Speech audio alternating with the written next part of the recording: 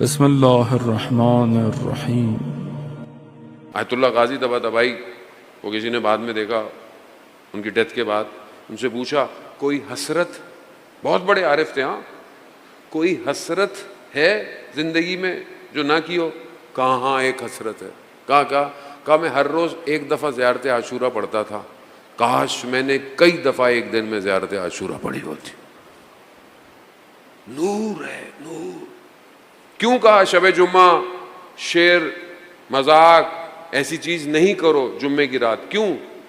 شب جمعہ خاص نور ہے، خاص۔ مفاتیح الجناح میں ایک روایت نقل کی گئی ہے، کوٹ کی گئی ہے، کیا؟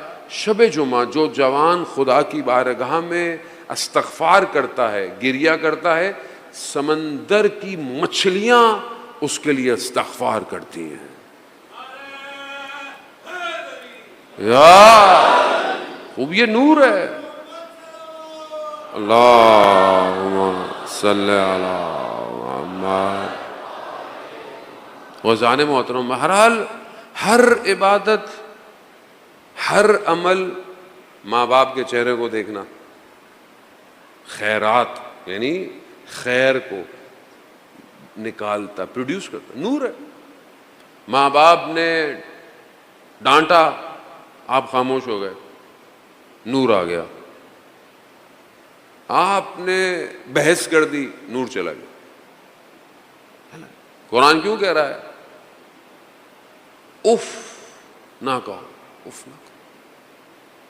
نماز پڑھی، عبادت کی، ساری رات ماتم داری کی، شب داری کی، گھر گئے، ماں نے باپ نے کچھ بول دیا اور آپ نے جواب دے دیا، نور گیا۔ اب آپ خود ان چند دنوں میں جو نور بچایا مل رہا ہے، اس کی حفاظت آپ خود دیکھ لیں نا، آپ کو کہنے کی ضرورت ہی نہیں کتنی نور کی حفاظت ہے۔ سب کچھ کیا، عبادت کی، سارے کام کیے، سوتے وقت ہاتھ میں موبائل اٹھا لیا، پھر کو پوسٹیں دیکھ لیں، نور گیا، چلا گیا۔ ایسا نہیں، جتنا نور رہے گا۔ ایک شہید کے بارے میں ایک عالم دین کہتے ہیں کہ اس کے اندر دو کوالٹیز تھیں۔ ایک کوالٹی کہ وہ اپنے پروفیشن میں بہت ہائی تھا، شہید ہو گیا، جس کی سائنٹسٹ تھا۔ دوسرا، اس کی عبادت رات کی تنہائی میں بہت زبردست تھی۔ اور پھر فرماتے ہیں کہ روز قیامت روز ظلمات ہے، روز حسرت ہے، خورشید نہیں ہے، سورج نہیں ہے، قیامت میں اندھیرا ہے۔ کچھ لوگ ایسے ہوں گے جن کے وجود سے قیامت میں، روز محشر میں نور نکلے گا، نور، نور۔ اور اس نور کے روشنی میں کئی لوگ راستہ طے کریں گے، کئی لوگ۔ تو عالم دین کہتے ہیں ان کے والدین کو، آپ کا بیٹا ان میں سے ایک ہے، ایک۔ تو کیا میں نور کی حفاظت کر رہا ہوں کہ قیامت والے دن میرے وجود کے نور کی وجہ سے؟ دو طالب علم رات کی تاریکی میں مشہد میں، پہلے لائٹیں نہیں ہوتی تھیں، روشنی نہیں تھی، ایسی کا اتنا اندھیرا ہوتا تھا مشہد میں کہ ہم دیواروں کو ہاتھ لگا کے پکڑ کے مولا کے حرم جاتے تھے۔ ایک رات ہم جا رہے تھے، ہم نے دیکھا کہ کوئی سامنے چل رہا ہے اور اس کے وجود سے نور نکل رہا ہے، نور نکلتا ہے پھر بجھ جاتا، پھر نکلتا ہے پھر بجھ جاتا۔ کہتے ہیں ہم اس کے قریب پہنچے، ہم نے کیا دیکھا؟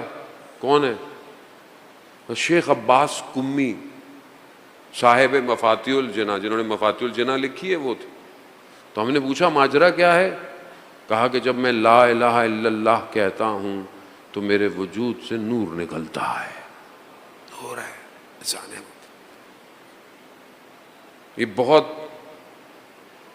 ڈیٹیل اور بڑا سخت ٹاپک تھا، میں نے پوری کوشش کی کہ اس کو آسان کر کے آپ کی خدمت میں پیش کروں۔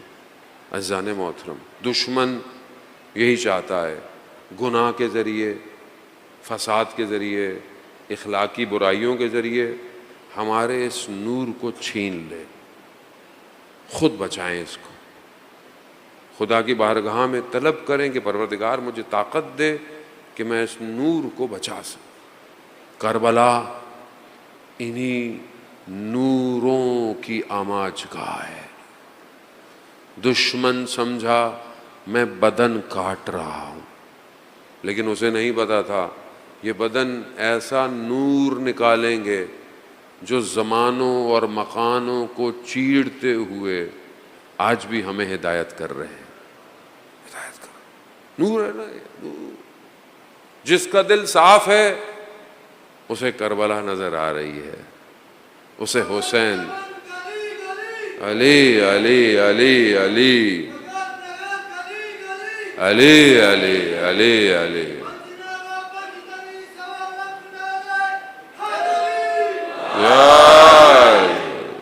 اذان محترم۔ بہرحال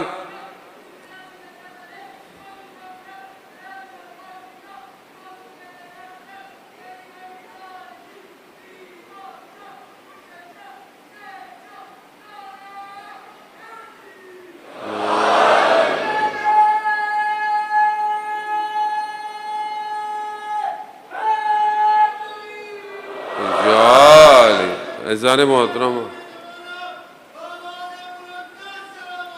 اللہم صلی علی محمد۔ اذان محترم، ہر کام، ہر کام خیر، ہر نیکی ایک نور پروڈیوس کرتی ہے۔ اب یہاں ہمارے جوانوں نے امامیہ بلڈ بینک لگایا ہوا ہے، اور جو لوگ خون کا عطیہ دے کر بہت سارے لوگوں کی جان بتانا چاہتے ہیں، یہ خود ایک کام نور کا کام ہے۔ آپ اپنے خون سے، اپنے کسی عمل سے اگر کسی کی جان بچا لیں تو خود ایک نور کو پروڈیوس کر رہا ہے۔ تو بہرحال کوشش کریں، بہرحال ان کے ساتھ ہمکاری کریں، ہیلپ کریں۔ عزاداران محترم، کربلا ہر ایج کو رول ماڈل دے رہی ہے، ہر ایج۔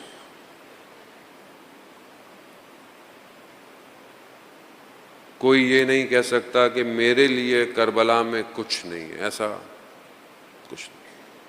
ہر ایج، بزرگ، بچہ، بوڑھا، جوان، خاتون، ماں، بہن، بیٹی، بیٹا، بھائی، سب کربلا۔ شب عاشور امام نے جب کہا کہ شمع گل کر دو، جو جانا چاہتا ہے چلا جائے، اور پھر جب کوئی بھی نہیں گیا تو امام نے ان کے مقام دکھائے، ان کو بتایا کہ تم شہید ہو جاؤ گے، یہ تمہارا مقام ہے۔ ایسے میں ایک چھوٹا سا بچہ خیمے میں پیچھے بیٹھا ہوا یہ سب سن رہا ہے۔ جب سب کو بتا دیا تو بچہ کھڑا ہوا، کہا چچا جان کیا ہماری باری نہیں آئے گی؟ عشق دیکھیں آپ، معرفت دیکھیں آپ۔ چچا جان ہماری باری نہیں آئے گی؟ امام نے کہا قاسم آپ کی باری تو باری ہے، علی اصغر کی باری بھی آئے گی۔ جب جناب قاسم نے یہ سنا نا کہ علی اصغر کی باری بھی آئے گی تو بنی ہاشم کا خون تھا، جوش میں آیا، کہا چچا جان کیا دشمن خیموں تک پہنچ جائیں گے؟ ہاں نہیں قاسم، ہم خود علی اصغر کو لے کے جائیں گے۔ مگر جناب قاسم کو امام نے پوچھا حضرت قاسم سے کہ قاسم آپ کے لیے موت کیا ہے؟ یہ گفتگو معرفت کی گفتگو ہے، پوچھنے والا امام ہے، جواب دینے والا 13 سال کا بچہ ہے، 13 سال کا بچہ۔ کہا قاسم آپ کے لیے موت کیا ہے؟ یہ سوال ہم اپنے آپ سے بھی تو پوچھیں ہیں، ساری زندگی مجلس میں یہ جملہ سنا ہم نے، بچپن سے آپ یہ جملہ سن رہے ہیں، میں نے بھی سنا، کبھی اس جملے پہ عمل کرنے کی کوشش کی میں نے؟